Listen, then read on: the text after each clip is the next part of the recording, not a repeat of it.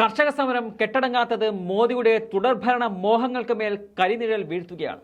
കാരണം നോർത്ത് ഇന്ത്യയിൽ നിന്നും കിട്ടുന്ന സീറ്റുകളാണ് BJPയുടെ തുടർഭരണ സാധ്യതകളെ നിലനിർത്തുന്നത്.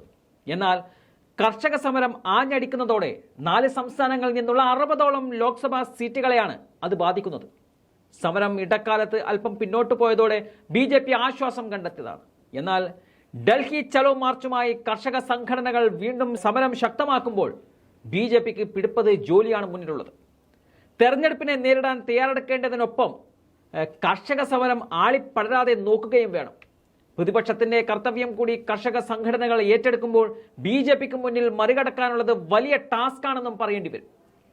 കർഷകരുടെ പ്രതിഷേധം കണക്കിലെടുത്ത് തിക്രീം, സിംഗു, ഘാസിപൂർ അതിർത്തികളിലും റെയിൽവേ മെട്രോ സ്റ്റേഷനുകളിലും ബസ് സ്റ്റാൻഡുകളിലും ഡൽഹി പോലീസ് സുരക്ഷ വർദ്ധിപ്പിച്ചിരിക്കുകയാണ്.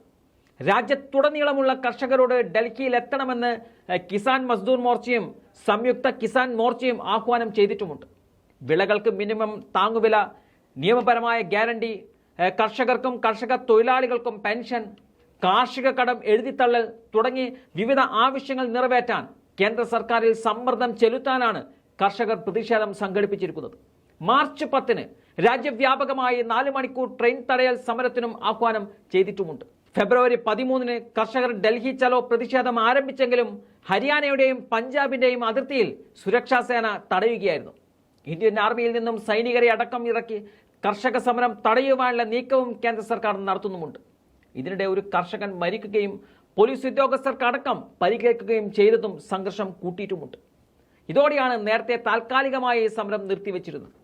കഴിഞ്ഞ കുറച്ച് നാളുകളായി പഞ്ചാബിനും ഹരിയാനക്കും ഇടയിലുള്ള ശംഭു, ഖനൌരി അതിർത്തി പോയിന്റുകളിലാണ് കർഷകർ താമസിക്കുന്നത്.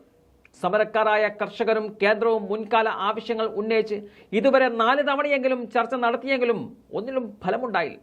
ഈ സാഹചര്യത്തിലാണ് കർഷകർ ഡൽഹിയിൽ കേന്ദ്ര സർക്കാരിന്റെ മൂക്കിൻ തുമ്പത്ത് അണിനിരക്കുന്നത്. തങ്ങളുടെ എല്ലാ ആവശ്യങ്ങളും അംഗീകരിക്കുന്നതുവരെ പ്രക്ഷോഭം തുടരുമെന്ന് കർഷക നേതാവ് സർവാൻ സിംഗ് പന്തർ സർക്കാരിന് മുന്നറിയിപ്പ് നൽകുകയും ചെയ്തിട്ടുണ്ട്.